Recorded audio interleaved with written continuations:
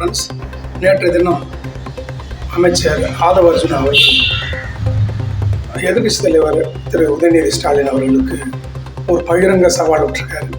அது என்னென்னா, இருக்கிற 25 மாநகராட்சி மேயரில் நீங்கள் ஒரு மாநகராட்சி அதை கைப்பற்றுங்க, அப்போது நீங்கள் 75 வருஷம் திமுகங்கிறத நான் ஒத்துக்கிறேன், இப்போவும் உங்களுக்கு மக்கள் மத்தியில் பலம் இருக்குங்கிறத நான் ஒத்துக்கிறேன் அப்படிங்கிறார்.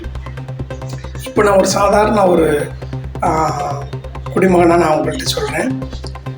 ஒரு மேயர் மட்டும் இல்லை, ஒரு மேயருக்கும் அதிகப்படியான 2-3 மேயர்களை கூட திமுக கைப்பற்ற முடியும்.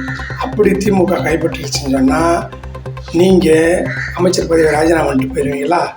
அதே போல் உங்கள் தாவேகா கட்சியும் ஆட்சி விட்டு வெளியே ஓடிடுமா? சவால் விட்டேன் நான். அதை ஒத்துக்கிறீங்களா?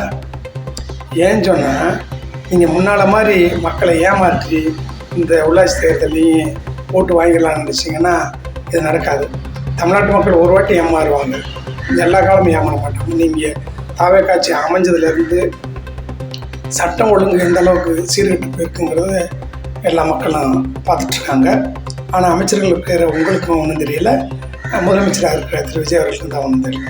திரு விஜய் அவர் சொன்னார் எலெக்ஷன் பரப்புரையில், நான் ஆட்சிக்கு வந்து அடுத்த நிமிஷமே சட்ட ஒழுங்கு சரி பண்ணுவேன். இப்போ வந்து 1 மாதம் ஆச்சு. நீங்கள் என்ன சட்ட ஒழுங்கு சரி பண்ணியிருக்கீங்கிறத நீங்கள் தான் அதை சொல்லணும்.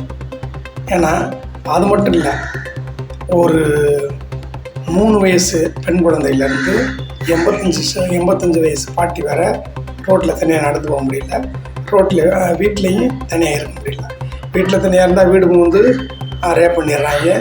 ரோட்டில் தனியாக போனால் அங்கேயும் தூக்கிட்டு போய் காரில் கடத்திட்டு போய் அங்கேயும் போய் பாலியல் வன்முறை செஞ்சிடுறாங்க. செஞ்சு போர்வை பெட்ஷீட் இதில் சுருட்டி ரோட்டில் வீசிட்டு போயிடுறாங்க. அந்தளவுக்கு கொடூரம் நடக்குது. தமிழ்நாட்டை கஞ்சா மது எல்லாம் ஆறாக ஓடுது.